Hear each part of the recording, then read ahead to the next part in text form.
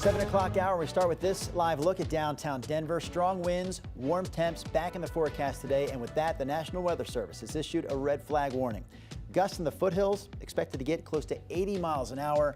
The 9 News Weather Impact Team also calling this a Weather Impact Alert Day. With all of this in mind, CDOT is issuing some important safety reminders in case you're in an active fire zone. Avoid parking on dry grass or brush, as hot exhaust pipes and mufflers can start fires.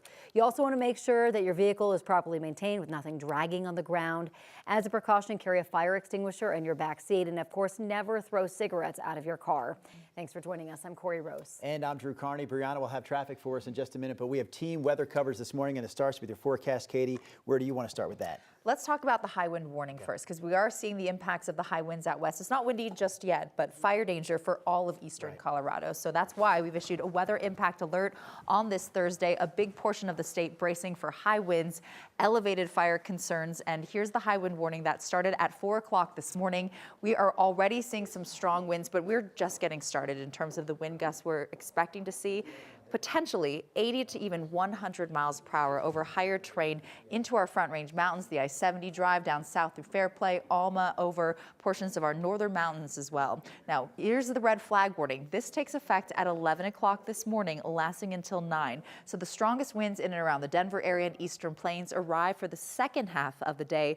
Low relative humidity, and the strongest winds will be west of I-25, reaching upwards of 70 miles per hour. But in and around Denver and east, 30 to 45 mile per hour wind gusts possible. So for today, here in Colorado, fire danger a big concern, but with that high wind warning, could be seeing damage to trees, power lines, difficult travel for high profile vehicles. So it's going to be really windy, especially into the mountains. May want to, if you do, or someone you know drives a semi truck, avoid travel, especially over those higher mountain passes until at least Friday midday, when things will calm down. But right now, let's take you outside, see where the winds are currently. Fort Collins, last recorded wind gusts there at 30 miles per hour. Loveland Pass, Black Hawk this morning over 40 mile per hour wind gusts, and already near Netherland, I saw a wind gust of 70 miles per hour. So this morning in Denver, it's relatively calm still, partly cloudy to mostly clear skies. Temperatures not quite as cold, upper 30s near Castle Rock, Elizabeth 40s downtown, slightly colder up near Greeley. But our forecast for today, it'll be dry, warmer, breezy, increasing cloud coverage, and wind gusts around 35 miles per hour possible in downtown, but the strongest off to our west. Boulder starting to get windy near Golden, Evergreen, Genesee. Will continue to watch strong winds from the west until at least dinner time, and for the evening commute, still seeing some gusty conditions. Now late tonight into tomorrow, it will calm down slightly, but Brianna, we are going on a roller coaster ride in the weather department, from windy and warm weather today through Saturday to snow in the forecast. Details still to come.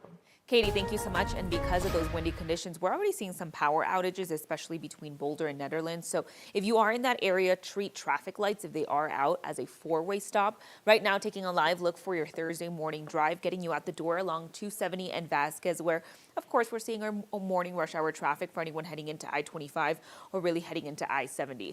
A very shaky camera for anyone taking I-70 near Evergreen. And we've been watching this camera all throughout the morning, and things really haven't changed. We just see that shaky camera.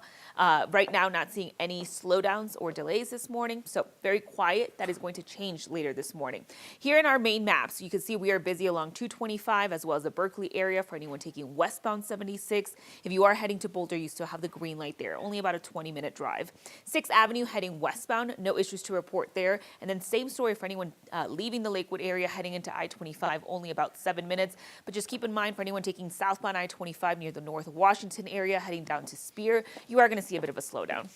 All right, Brianna, thank you. 2 students have been arrested after falsely reporting a bomb and an active shooter at Adams City High School. Despite that, classes are still scheduled to go on as normal today. 9 News reporter Courtney Yoon joins us live here from the newsroom with more. Courtney, we already know both of those students have been charged with felonies.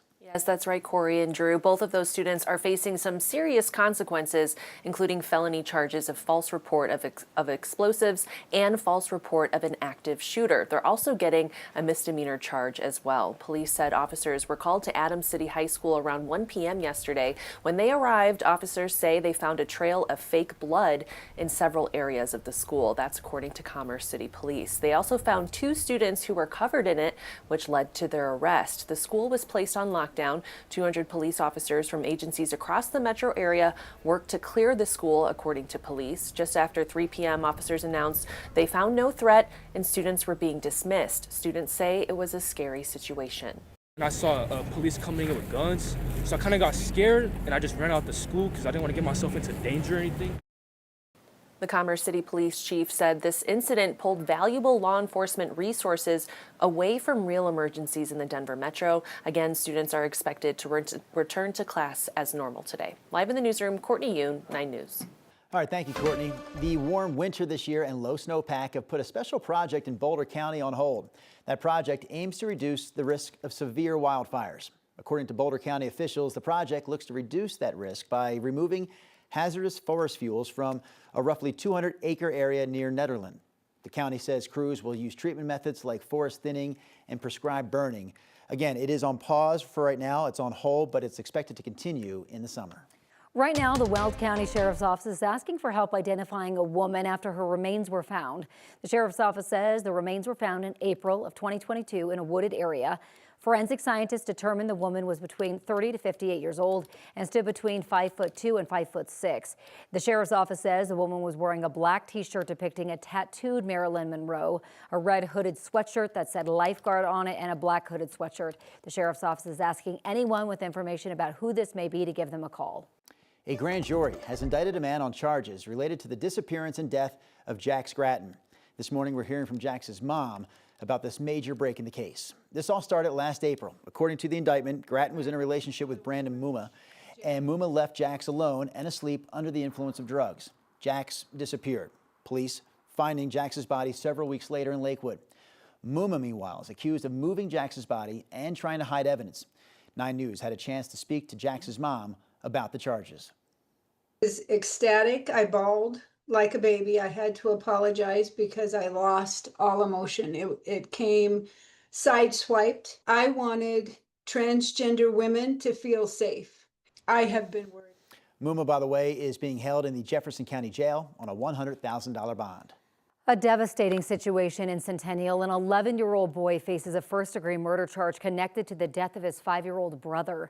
The Arapahoe County Sheriff's Office says the boy was killed Tuesday night at a home on South Jericho Way near South Himalaya Street and East Smoky Hill Road.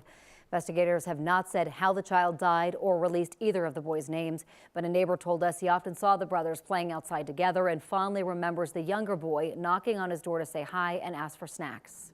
I miss him a lot because we got so used to seeing him around, and it's going to take a long time for us to get used to the idea that something like this happened right down on our street, and especially to such a sweet little kid.